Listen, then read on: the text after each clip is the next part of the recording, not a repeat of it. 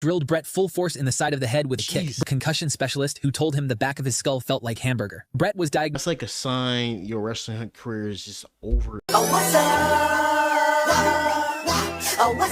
What up, it's Ahmadjay back here in another video. Today we're about to be reacting to a video by Wrestle Mafia. The video is going to be on WWE moves that went horribly wrong and ended careers. And I'm pretty sure like a big good one is probably in recent time is going to be Big E. We all know that infamous one that ended his career. It sadly was. It kind of, you know, ended both careers essentially, because after that, Ridge Holland was not the same, bro. People, the fans kind of went in on this nigga, even if Big E kind of forgave. Well, he really said anything happens in wrestling and he really didn't want to blame Ridge Holland, but like, you know, when your career is like associated with that, it's kind of hard to get away from that. You know, you kind of like abruptly was part of like that whole thing. It really sucks. But let's just kind of get into what he's gonna be having on this list. And don't forget to leave a like and subscribe if you've been enjoying the wrestling videos, and I'll be releasing them daily or every other day. Let's just get it. While WWE wrestlers train for years to perfect their moves, sometimes these moves can go horribly wrong and lead to life-changing outcomes.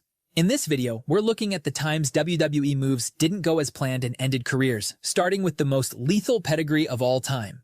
Long before Triple H became the King of Kings, the pedigree was already his finisher. On May 28, 1996, on a Superstars taping, Triple H squared off with enhancement talent Marty Garner, a wrestler barely 6 months into his WWF run. Garner had never taken a pedigree before and had no idea what the move actually was. He assumed it was some kind of double underhook powerbomb or suplex. So when Triple H locked him in, Garner jumped and tried to flip out of it instead of landing on his face. The result was one of the most brutal-looking botches ever in wrestling, as Garner came down almost directly on the crown of his head. He suffered neck damage, narrowly escaped being paralyzed, and the footage went viral in wrestling circles for years, with rumors swirling that Garner had sued the company. After this, Triple H became far more careful teaching newer talent how to safely take the pedigree. But while that incident was a case... Man, hey, I know with this video coming up, we probably can't forget about the Draws. His name was Draws. It was something, but it was with D'Lo Brown. Pretty sure everybody knows about that infamous ending career moment. It was a pile driver. It was either pile driver or some type of power bomb or something. I think it was a power bomb and off the top rope, and that essentially ended that guy's career. He was paralyzed like for the rest of his life. Case of inexperience, this next incident happened because a wrestler was pushed into doing something his body simply wasn't built for. Sid Vicious, also known as Sid Justice and Psycho Sid, was one of the most dominant-looking big men of the 90s. By January 2001, he was back in WCW, chasing the world title in the promotion's dying days. At the Sin pay-per-view, Sid competed in a four-way match for Scott Steiner's title. WCW? According to Sid, WCW official John Laurinaitis had been pushing him for weeks to add an aerial move to his arsenal, despite Sid's size and his own discomfort with it. But reluctantly, he agreed. Going for a jumping big boot off the second rope, Sid landed with his full weight on one leg while kicking with the other. His tibia and fibula snapped completely, in a compound fracture visible even from the cheap seats. He needed a 17-inch steel rod surgically implanted and years of rehab just to walk again, let alone wrestle. Sid later sued, claiming he was coerced into the spot against his better judgment, though the courts ultimately ruled against him. But if Sid's injury was a case of... Bro, the courts ruled against him for that, bro. They insisted on him, like, literally fucking doing that move, bro. You know, in wrestling, they always insist on the wrestler doing a move. They could essentially, you know, deny it and, you know, like, not do the move. But, like, you know, wrestling companies were fucking petty back then. They were petty to the point that, like, a wrestler didn't want to really do something, but they had to essentially do it, or they're going to be, you know, not receiving another push or just something in that realm, bro. Like, I really hate that they went with the WCW side. Of a performer being pushed past his limits, this next one happened between two people who trusted each other completely, and it still went horribly wrong. Big E had spent years as one of WWE's most reliable and beloved performers in the New Day. On March 11, 2022, during a tag match on SmackDown teaming with Kofi Kingston against Ridge Holland and Sheamus, Big E and Holland brawled to the outside of the ring. Holland went for an overhead belly-to-belly suplex, a move the two had presumably run through before. But Big E didn't rotate enough in the air and came down directly on the top of his head. It was immediately clear something was seriously wrong. Big E was stretchered out and taken to a hospital, and it was later revealed he'd fractured both his C1 and C6 vertebrae. Thankfully, there was no spinal cord or ligament damage, sparing him from paralysis, but his in-ring career was over. Holland faced a brutal wave of online abuse and even death threats in the aftermath, despite Big E publicly and repeatedly insisting he held no ill will toward him. Bro, that's crazy as hell. People just go so far. I get it. You're a fan of bro, but like ain't no need to send somebody death threats, bro. Like come on, bro. Like and especially when Big E literally like doesn't blame him. You know, past like a lot of wrestlers literally blamed a lot of people for injuries because you know the infamous Bret Hart blaming you know Goldberg for that and not forgiving him to this day. But now wrestlers they switched that situation and you know they got tired of Bret complaining about that. But there's so many weird ass fans nowadays. This is the day and age of social media. You can get harassed a lot more nowadays. I really wish they just let up on the guy. They probably still like, you know, blaming him to this day. Like I have, like as a wrestling fan, I have no ill will toward bro. I'm hoping he's doing good. I'm even mad that they like how WWE did him. They let him go and they didn't pay for his medical bills. That's really fucked up. Holland has since said the incident became a black cloud over the rest of his WWE run. But while that injury happened in front of millions on TV, this next one happened in a bingo hall and involved one of the best in-ring performers of all time. Oh, I remember this one. By 2014, AJ Styles had already established himself as one of the most decorated stars outside the WWE. After leaving TNA, Styles set off on a world tour that took him through Japan, Ring of Honor, and the UK.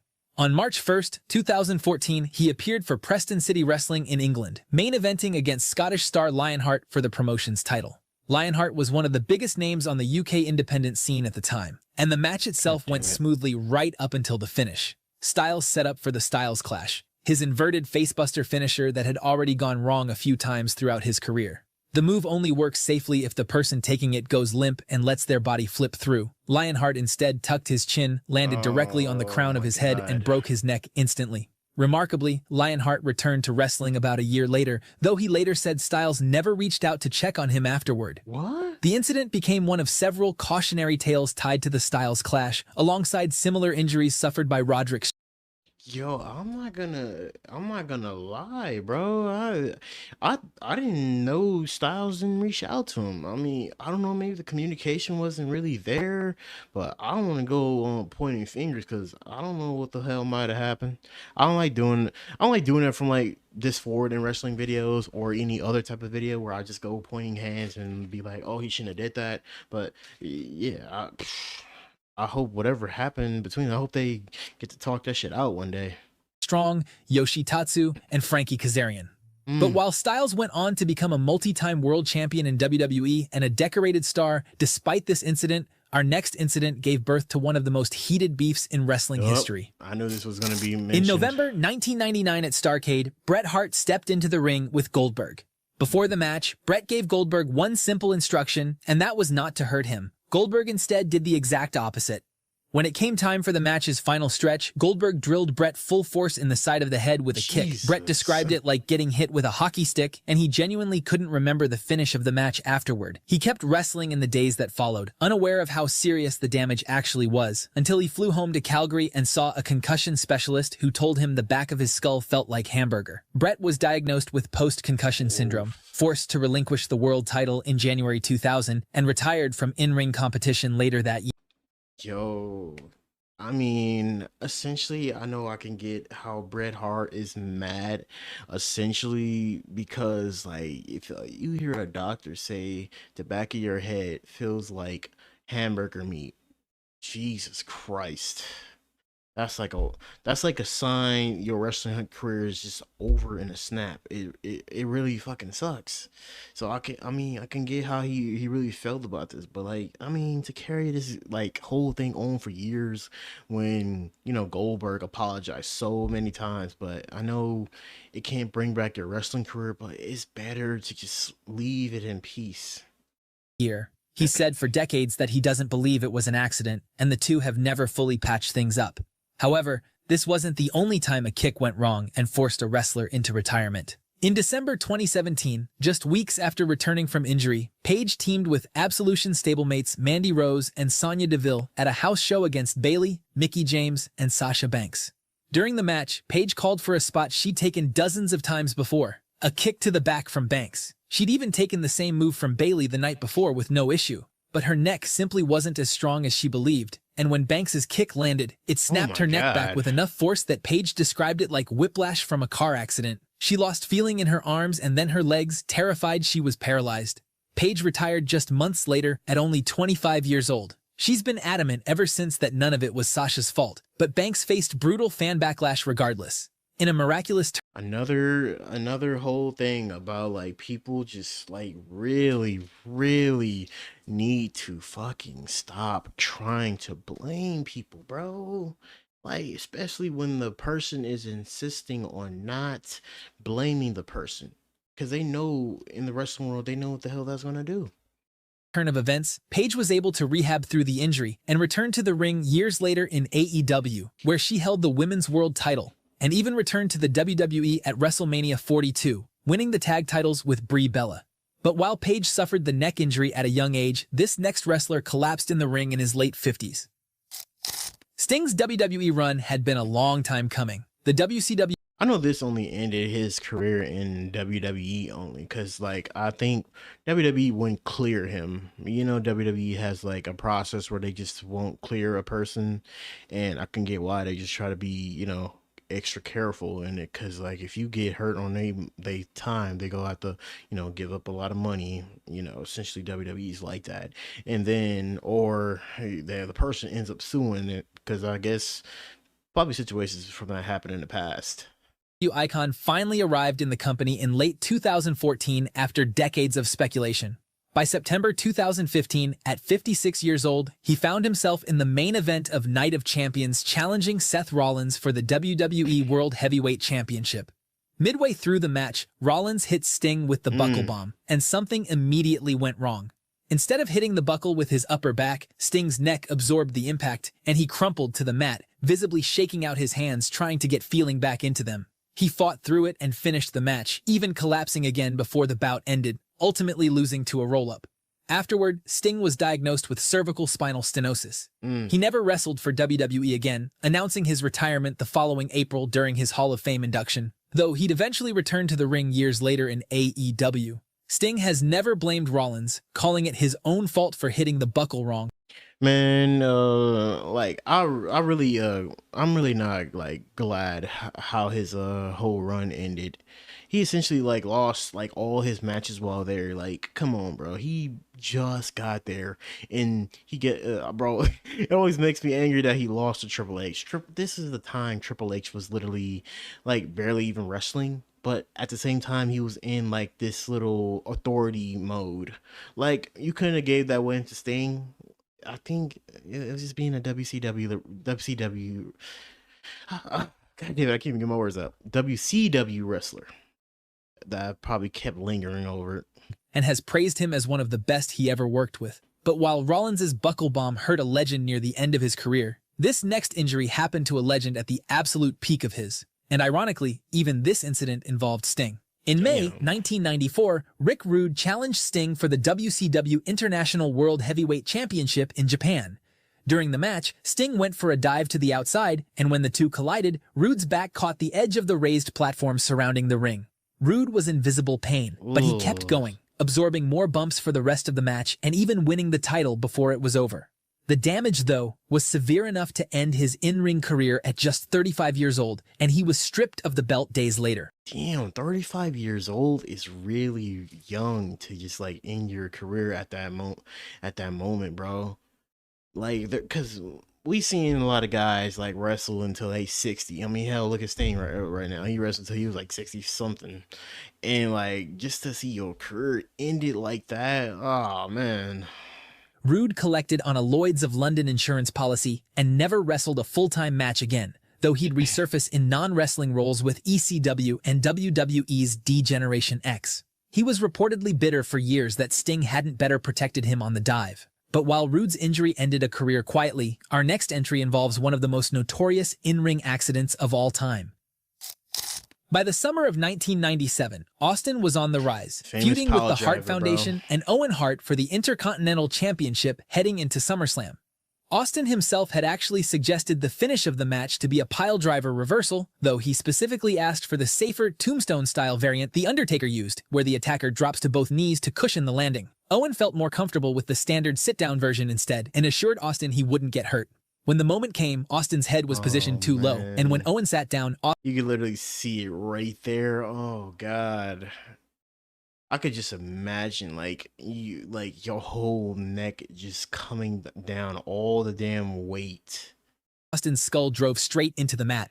Austin was legitimately paralyzed, unable to feel his arms or legs, and had to tell the referee not to let Owen touch him. Owen stalled for time, taunting the crowd, until Austin regained just enough control to crawl over and weakly roll Owen up for the win. Austin ended up with a bruised spinal cord and years of chronic neck problems that eventually forced neck fusion surgery and, ultimately, his retirement in 2003. But while the piledriver became one of the most feared moves in wrestling almost overnight, this next finisher earned that same reputation 2 decades later, and for the exact same reason. In what was meant to be— Damn, the Muscle Buster at this time.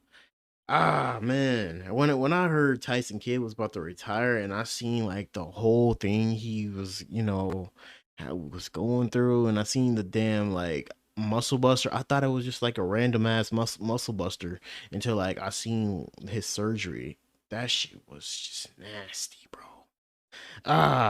See, unfortunate freak ass accidents. A routine dark match, Samoa Joe faced Tyson Kidd at a WWE Superstars taping in June 2015. Joe hit the Muscle Buster to finish the match as he had hundreds of times before, but this time things went horribly wrong. Kidd's C2 ligament ruptured, causing his disc to strike his own spinal cord and triggering temporary paralysis. Kidd underwent emergency surgery that left him with a rod, screws, and staples fused into his neck, and while he made an extraordinary recovery, doctors ruled he could never take a bump again. He's remained with WWE ever since as a respected backstage producer. Joe has called the incident the single largest regret of his career and stopped using the Muscle Buster for months on WWE's main roster out of respect for Kidd. Even as some analysts have pointed out, the move itself wasn't inherently dangerous, it was just unlucky timing. But while Joe's regret over that night has never faded, this next incident involving— Man, I mean, the move doesn't look dangerous essentially, but when it was just hit on Kidd, I feel like it just looked nasty. Him did even more direct damage to his career. Years before his WWE run, Samoa Joe was TNA's Wrecking Machine, a dominant world champion feuding with the legendary Sting in the main event of Bound for Glory 2008. The match spilled into the crowd, climbing a long flight of concrete stairs inside the arena, building toward a spot that was originally planned. Damn, Sting is just all over this list, man. He injured what's his name? Rick Rude. Then he got injured in his later years. Now he's back again with another injury. Jesus Christ. And as a flying forearm. But in the chaos of the crowd, Sting ended up positioned differently than planned, and Joe had to improvise midair, converting it into a running dropkick that sent him crashing back first down the concrete steps. It looked horrifying, and the moment instantly became wrestling legend, with fans and even fellow wrestlers insisting for over a decade that Joe had broken his tailbone and was permanently altered by the bump. His in-ring style slowed down, and Joe kept gaining weight for years afterward as a result.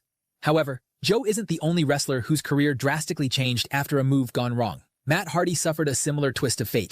By September 2000— Jeez.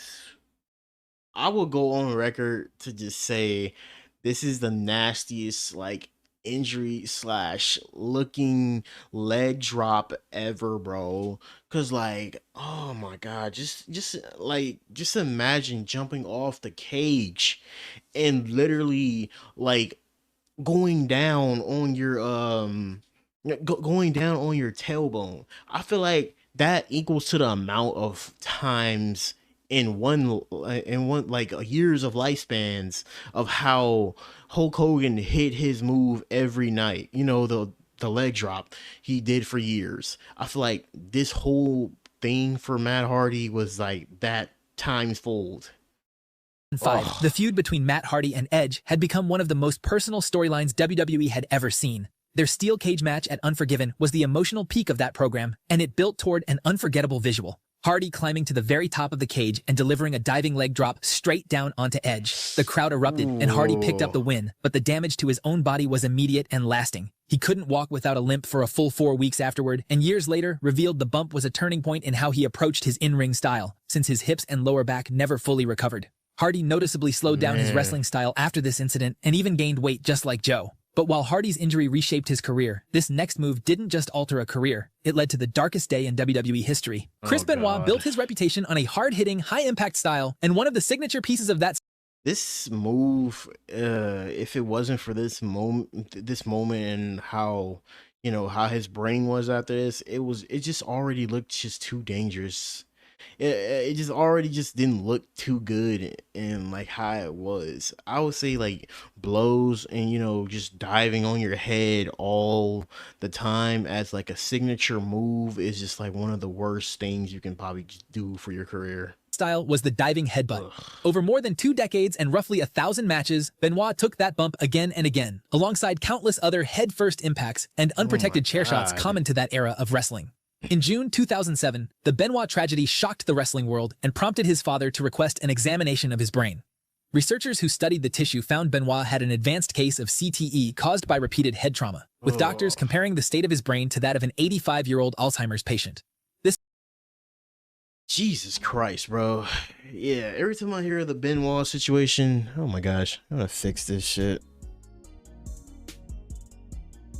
Every time I hear like the Benoit situation, bro, it really kind of gets me in like the mood of just like that shit was just terrible, bro. Like the diving headbutt, even when Daniel Bryan used it, I was like, is this a good idea for him to use this, bro? Because like I feel like that move should have just been banned. Off the top, one of the moves that should have been banned. If y'all gonna make like chair shots get banned, this was one of the reasons why he used why that shit has happened too. And also like another thing that like just like really that just made me cringe on this was that diving little seated leg drop from Matt Hardy. Oh my god, Jesus. Hey, at least it didn't cause like no type of spinal injury or nothing. Like I said, it's compared to how many times, you know, my boy, no, not my boy. I didn't say that. Sorry. I mean, to compare to Hulk Hogan hitting that shit every night, bro. But oh my god, hey, let me know what injury that y'all like think is really worse on this whole list. I'll probably go with the Big E injury, and then I'll probably go with the Tyson Kidd injury, honestly. And maybe the Benoit injury over time. But that's my picks. But don't forget to leave a like and subscribe. We are on the road to 850. Don't forget to suggest some wrestling stuff below. But catch you guys in the next video. He was the best guy around. What about the people he murdered? What murder?